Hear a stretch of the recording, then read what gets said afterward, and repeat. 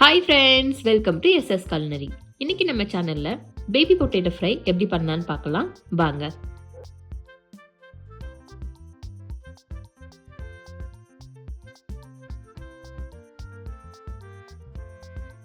அதுக்கு நம்ம ஒரு கடாயில் 4 5 டேபிள் ஸ்பூன் எண்ணெய் ஊற்றிக்கலாம். இது எல்லாமே நம்ம லோ ஃப்ளேமில் தாங்க பண்ணணும், ஹை ஃப்ளேமில் பண்ணக்கூடாது. எண்ணெய் ரொம்பவும் சூடாயிடக்கூடாது. எண்ணெய் லைட்டாக சூடாயிடுச்சுன்னா இமீடியட்டாக நம்ம மசாலா ஆட் பண்ணிடணும். 1.5 table spoon Kashmiri chilli powder சேர்த்துக்கலாம். 1/2 டீஸ்பூன் மஞ்சப்பொடி சேர்த்துக்கலாம்.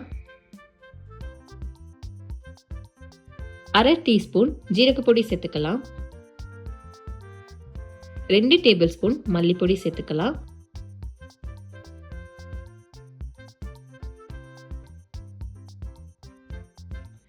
இப்போ இதுக்கு தேவையான உப்பு சேர்த்துக்கலாம்.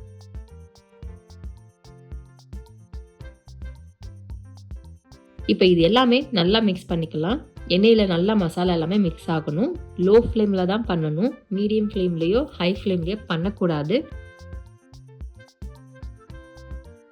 ஏன்னா நம்ம லோ ஃப்ளேமில் பண்ணால் மட்டும்தான் மசாலா எல்லாமே கருகாமல் இருக்கும், இல்லைனா மசாலா சீக்கிரமே கருகிரும். அதனால இந்த ரெசிபி ஃபுல்லாக நம்ம லோ ஃப்ளேமில் மட்டும்தான் பண்ண போகிறோம். மசாலா எல்லாமே எண்ணெயில் மிக்ஸ் ஆனதுக்கப்புறம் நான் ஆல்ரெடி பேபி பொட்டேட்டோ வேக வச்சுருக்கேன். ஸோ பொட்டேட்டோவை நம்ம இதில் சேர்த்துக்கலாம்.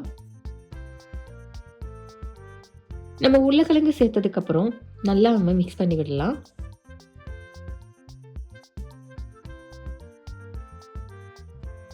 அந்த மசாலா எல்லாமே உருளைக்கிழங்குல நல்லா ஒட்டி இருக்கணும். ஸோ அந்த மாதிரி நம்ம நல்லா மிக்ஸ் பண்ணி விடலாம். நம்ம ஒன்ஸ் நல்லா மிக்ஸ் பண்ணதுக்கப்புறம் ஒரு 2 நிமிஷம் அப்படியே விட்டுடலாம். ஸோ அந்த மசாலா எல்லாமே உருளைக்கிழங்குல கொஞ்சம் இறங்கும். ஒரு 2 நிமிஷம் கழிச்சு அகைன் நம்ம கொஞ்சம் மிக்ஸ் பண்ணி விடலாம். ஒன்ஸ் மிக்ஸ் பண்ணிட்டு அகைன் ஒரு நிமிஷம் இல்லைனா 2 நிமிஷம் வெயிட் பண்ணிட்டு அகைன் நம்ம மிக்ஸ் பண்ணலாம். இந்த மாதிரி ஒரு 5 6 நிமிஷம் நம்ம செஞ்சுக்கிட்டே இருக்கணும்.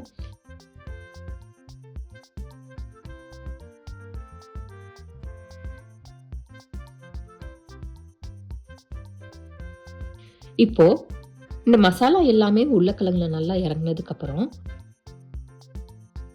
இப்போ 1 டேபிள் ஸ்பூன் அரிசி மாவு சேர்த்துக்கலாம்.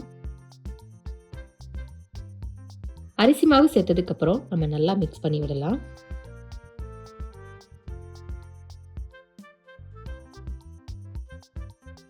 இந்த அரிசி மாவும் கொஞ்சம் குக் ஆகுற வரைக்கும் நம்ம வெயிட் பண்ணலாம்.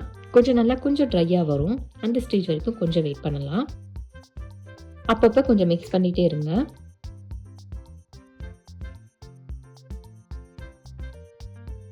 இப்போ கொஞ்சம் கருவேப்பிலை சேர்த்துக்கலாம். கருவேப்பிலை சேர்த்துட்டு ஒரு நிமிஷம் நல்லா மிக்ஸ் பண்ணி விட்டு வெயிட் பண்ணுங்க.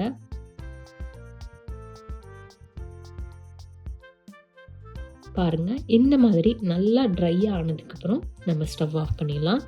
அவ்வளவுதாங்க, பேபி பொட்டேட்டோ ஃப்ரை ரெடி ஆயிடுச்சு. இந்த பொட்டேட்டோ ஃப்ரை சாம்பார் சாதம், தயிர் சாதம், ரச சாதம் சொல்லி எதுக்குனாலும் நீங்கள் சைடிஷாக சாப்பிடலாம். சாப்பிட்றதுக்கு ரொம்ப டேஸ்ட்டாக இருக்கும். இந்த டேஸ்டியான ஃப்ரை நீங்களும் வீட்டில் செஞ்சு பாருங்கள்.